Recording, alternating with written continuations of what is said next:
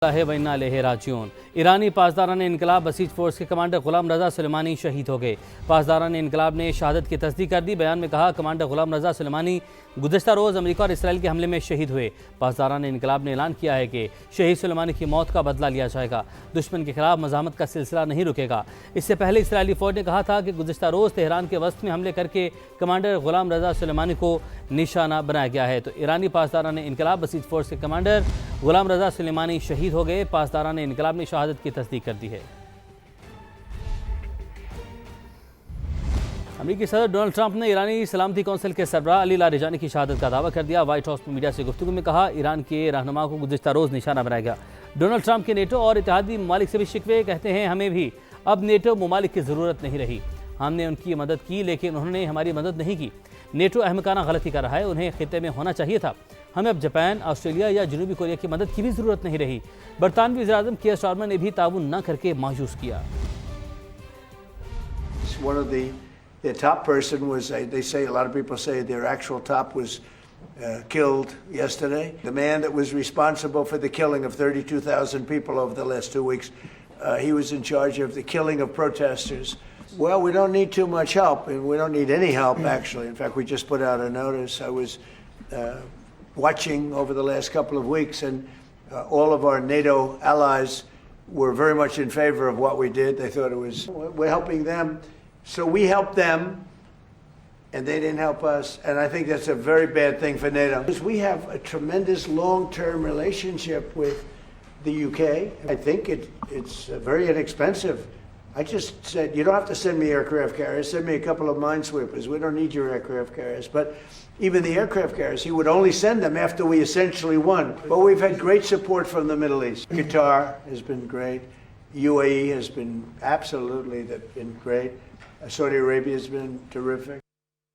Iran का दुश्मन पर पलटकर वार। ऑपरेशन वादा सादी की हैदर करार के नाम से 59वीं लहर का आगाज़ कर दिया। पहली बार हाज कासिम मिसाइल का इस्तेमाल। इसराइल और अमरीकी अड्डों को निशाना बनाया। गदीर और इमाद मिसाइल भी दुश्मनों पर दागे गए। ताकतवर मिसाइल खुर्म शहर, कुदर और ड्रोन्स का इस्तेमाल किया गया। इसराइली दारुलहुकूमत तल अवीव धमाकों से गूंज उठा। बैतुल-शम्स और मगरबी यरूशलेम में भी धमाके। बड़ी तादाद में नुकसान की इतला है।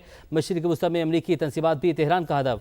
अबू धाबी में मिसाइल का मलबा गिरने से पाकिस्तानी शहरी जाम बहक। अल-फुजैरा बंदरगाह के करीब टैंकों को प्रोजेक्टाइल से निशाना बनाया गया। बगदाद में अमरीकी सफारत खाने पर ड्रोन हमला। कतर में ड्रोन और मिसाइल हमले। UAE ने 10 बैलिस्टिक मिसाइल और 45 ड्रोन तबाह कर दिए। अमेरिकी सदर ट्रंप को बड़ा झटका। ईरान के खिलाफ जंग गले पड़ने लगी। इत्तेहादियों के बाद सरकारी अहदेदारों का भी अमेरिकी सदर पर अदम एतमाद। पहला बड़ा इस्तीफा आ गया। नेशनल काउंटर टेररिज्म सेंटर के डायरेक्टर मुस्तफ़ी हो गए। जो कैंट ने सदर को भेजे गए अपने इस्तीफे में लिखा, ईरान से अमेरिका को फौरी तौर पर कोई खतरा नहीं था। वाशिंगटन ने इसराइल और उसकी अमेरिका में ताकतवर लॉबी के दबाव में आकर जंग शुरू की। ज़मीन के मुताबिक ईरान के खिलाफ इस जंग की हिमायत नहीं कर सकता। ईरान पर जंग मुसल्लत करने के खिलाफ दुनिया भर में आवाज़ें उठ रही हैं। ईरानी वज़ीर ख़ारजा अब्बास अराग़ची का अमरीकी कौमी इंसदाद दहशतगर्दी मरकज़ के डायरेक्टर के एहतजाजन मुस्तफ़ी होने पर रद्दअमल। कहा, यूरोप और अमरीका में ईरान पर हमलों को गैर मुनसिफ़ाना करार दिया जा रहा है। मज़ीद ममालिक को भी ईरान के मौक़िफ़ की हिमायत करनी चाहिए। आलमी बरादरी को मुश्तरका दुश्मन के खिलाफ मुत्तहिद होना होगा। इस जंग के असरात दुनिया पर भी मुरतब हो रहे हैं।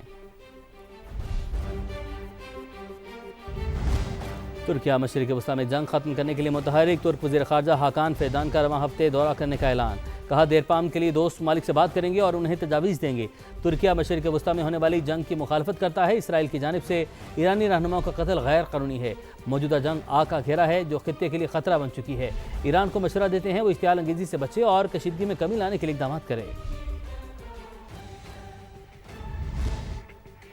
UAE ने आबना हुर्मुज़ की सिक्योरिटी के लिए अमरीकी कोशिशों का हिस्सा बनने का इंदिया दे दिया। मुत्तहिदा अरब अमारात के सदर के सिफारती मुशीर अनवर करकाश ने कहा है कि उनका मुल्क आबना हुर्मुज़ की हिफाजत और सलामती को यकीनी बनाने के लिए अमरीका की क़यादत में होने वाली बैनुल-अक़वामी कोशिश में शामिल हो सकता है।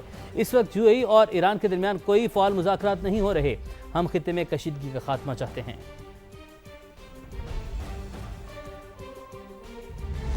हज़ारों फ़लस्तीनियों का कातिल इसराइल का वज़ीर-ए-आज़म जिंदा है या नहीं, चहमगोइयाँ बढ़ने लगी। नेतन्याहू एक हफ्ते से मंजर-ए-आम से गायब है। AI की मदद से बनाई गई प्रेस कॉन्फ्रेंस की वीडियो का भांडा भी फूट गया।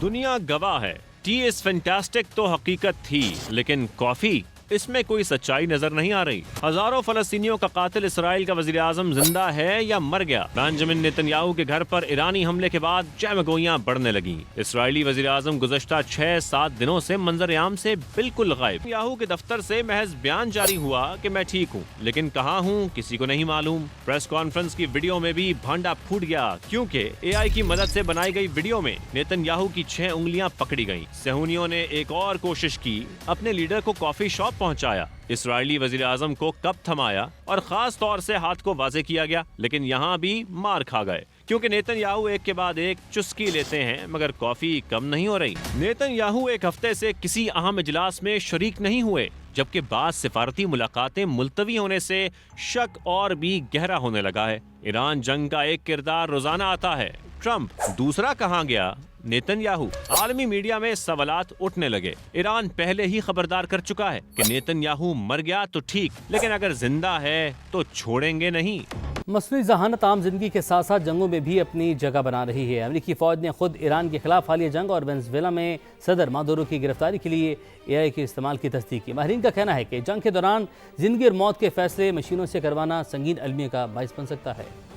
जदीद जंग अब सिर्फ हथियारों की नहीं रही, ये डेटा, एल्गोरिथम और मसनूई जहानत की जंग बन चुकी है। अमरीकी फौज ने ईरान के खिलाफ जंग में जदीद AI टूल्स के इस्तेमाल की तस्दीक की। वेनेजुएला में भी अमरीकी फौज ने तेज तरीन ऑपरेशन के लिए AI का इस्तेमाल किया था, जो सैटेलाइट, ड्रोन और दीगर डाटा का चंद सेकंड में तजिया कर लेते हैं। AI की मदद से अहदाफ की शनाख्त और हमलों के फैसले की रफ्तार कई गुना बढ़ गई है, लेकिन यही रफ्तार खतरात भी पैदा कर रही है। एल्गोरिथम की गलती से शहरी हलाकतों का खदशा बढ़ जाता है। नाकदीन का कहना है कि जिंदगी और मौत के फैसले मशीनों के सुपुर्द नहीं किए जा सकते। मैदान जंग से बाहर प्रोपेगेंडे के लिए भी मसनूई जहानत का भरपूर इस्तेमाल किया जाता है। इसराइली वज़ीर-ए-आज़म नेतन्याहू ने कई दिन मंजर से गायब रहने के बाद वीडियो पैगाम जारी किया, लेकिन जल्द ही मालूम हुआ कि वो मसनूई जहानत से बनाई गई वीडियो थी। सवाल अब ये नहीं कि AI जंग में इस्तेमाल होगी या नहीं, असल सवाल ये है कि इस ताकतवर टेक्नोलॉजी को इंसानियत के असूलों के तहत कैसे काबू में रखा जाए। अक़वाम मुत्तहिदा के वर्ल्ड फूड प्रोग्राम का मशरिक़ वस्ता में कशीदगी पर इज़हार तशवीश खबरदार किया कि ईरान से लेकर जून तक 4.5 करोड़ अफराद भूख का शिकार हो सकते हैं। ये जंग भूख की शरह को तारीख की बुलंद तरीन सतह पर ले जाएगी। खुराक, तेल और शिपिंग के अखराजात में इजाफे का इम्कान है।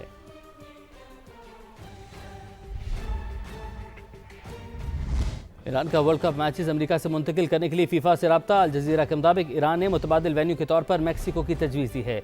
सदर ईरान फुटबॉल फेडरेशन मेहदी ताज का कहना है कि फीफा से मुज़ाकरा जारी हैं, मैचेस खेलने की सूरत अमेरिका नहीं जाएंगे। फुटबॉल वर्ल्ड कप में ईरान के ग्रुप मैच लॉस एंजल्स और सियाटल में शेड्यूल हैं। फीफा वर्ल्ड कप 11 जून से अमेरिका, कनाडा और मैक्सिको में शुरू होगा। ईरान के वज़ीर खेल फुटबॉल वर्ल्ड कप के बाइकआउट का ऐलान कर चुके हैं।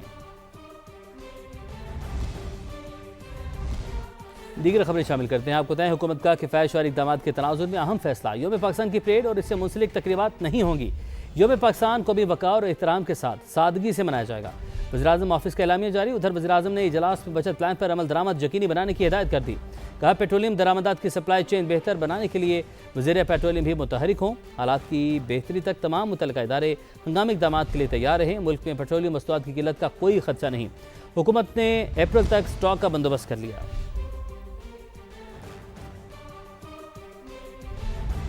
अब आपको बताएं कि राना सनाउल्लाह ने पानी PTI की बेटों से मुलाकात की हिमायत कर दी। प्रोग्राम नदीम मलिक लाइव में गुफ्तगू की। कहा कि बानी के बेटों का हक है कि वो जेल में अपने वालिद से आकर मुलाकात करें। उनकी मुलाकात रोकने का कोई जवाब नहीं। मुशीर वज़ीर-ए-आज़म का कहना था कि PTI किसी सियासी जमात या सियासतदान से मामला तय करना ही नहीं चाहती। तक जिमामा के बच्चों का तल्लक है तो ठीक है, इमरान खान साहब उनके वालिद हैं और वो जेल में हैं, बिल्कुल उन्हें हक पहुंचता है कि वो यहाँ पे आएँ और आके उनसे मिलें। वीज़ा बिल्कुल उनको मिलना चाहिए, उनके इस हक को बिल्कुल डिनाई नहीं किया जाना चाहिए। उनकी मुलाकात को रोके जाने का तो कोई जवाब ही नहीं है। PTI जो है वो किसी सियासी जमात के साथ, किसी सियासतदान के साथ मामला तय करना चाहती नहीं है। जब तक इमरान खान साहब बानी PTI हैं, ये काम नहीं हो सकता। उनकी पॉलिटिक्स में सियासतदानों के साथ बात करना है ही नहीं। वो इस्टेब्लिशमेंट से मुज़ाकरात भी चाहते हैं, बैठना भी चाहते हैं, डील भी चाहते हैं, लेकिन उस तरफ से फिर अब वो बात करने को या डील करने को तैयार नहीं।